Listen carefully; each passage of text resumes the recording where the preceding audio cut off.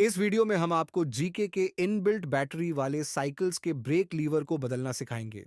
Inbuilt battery electric cycle के सभी wire connection frame के अंदर कंट्रोलर से कनेक्ट हैं। इसलिए किसी भी इलेक्ट्रिक पार्ट को खोलने या बदलने के लिए फ्रेम को खोलकर कंट्रोलर को बाहर निकालना जरूरी है।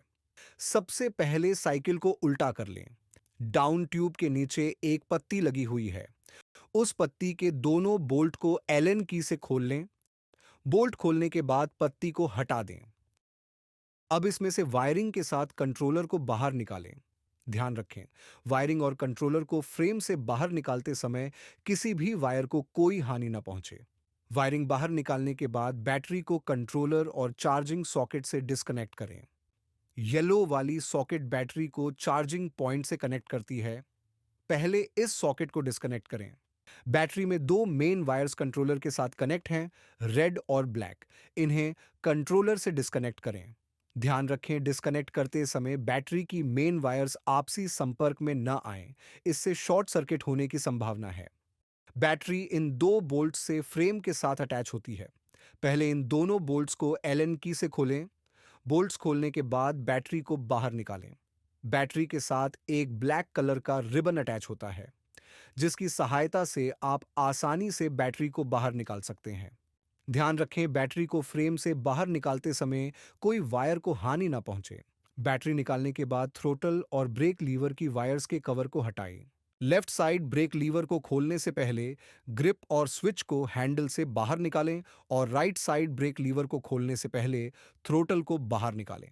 इस वीडियो में हम आपको राइट साइड ब्रेक लीवर को बदल के दिखाएंगे। थ्रोटल के बोल्ट को एलन की से लूज करें और थ्रोटल को हैंडल से बाहर निकालें।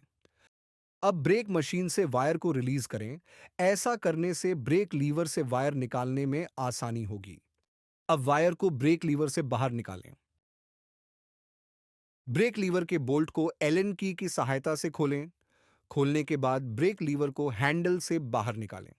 कंट्रोलर की जिस वायर पर ब्रेक लिखा हुआ है, उस वायर की सॉकेट को डिस्कनेक्ट करें।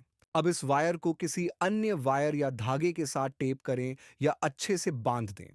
ऐसा करने से दूसरे ब्रेक लीवर की वायर को फ्रेम में से निकालने में आसानी होगी। अब ब्रेक लीवर की वायर को होल से बाहर की ओर खींचे। दूसरी ओर टेप की हुई वायर को फ्रेम के अंदर जाने दें। ब्रेक लीवर की वायर को होल से पूरा बाहर निकाल लें और टेप की हुई वायर से अलग कर लें। अब नए ब्रेक लीवर में ब्रेक वायर को इंस्टॉल करें। ध्यान रखें, वायर अच्छे से लीवर में फिट हो। वायर को इंस्टॉल करने के बाद ब्रेक लीवर को हैंडल में फिट करें। ब्रेक लीवर के बोल्ट को एलन की से टाइट करें। ब्रेक लीवर टाइट करने के बाद थ्रोटल को हैंडल में फिट करें। फिट करने के बाद थ्रोटल के बोल्ट को एलन की से टाइट करें। अब ब्रेक मशीन की वायर को री इंस्टॉल करें। ध्यान रखें, मशीन की वायर अच्छे से इंस्टॉल हों। अब नए ब्रेक लीवर की वायर को बिल्कुल ऐसे ही वायर से टेप कर दें और वायर को होल के अंदर डाल दें। वायर को अच्छे से होल में डालने के बाद फ्रेम की दूसरी ओर से टेप की हुई वायर को बाहर खींचें। ब्रेक लीवर की वायर को फ्रेम से बाहर निकालने के बाद ब्रेक लीवर की वायर को टेप की हुई वायर से हटाएं और कंट्रोलर में जिस वायर में ब्रेक लिखा हुआ है, उस वायर की सॉकेट को ब्रेक लीवर की सॉकेट के साथ कनेक्ट करें। अब बैटरी को वापस फ्रेम में फिट करें। सबसे पहले बैटरी को फ्रेम में डालें। ध्यान रखें, बैटरी फ्रेम में डालते समय कोई वायर को हानि ना पहुंचे। अब बैटरी को बोल्ट के द्वारा फ्रेम से अटैच करें। ध्यान रखें, दोनों बोल्ट अच्छे से फिट हो। अब बोल्ट को एलन की से टाइट करें। सबसे पहले बैटरी की येलो सॉकेट को चार्जिंग पॉइंट की येलो सॉकेट के साथ कनेक्ट करें।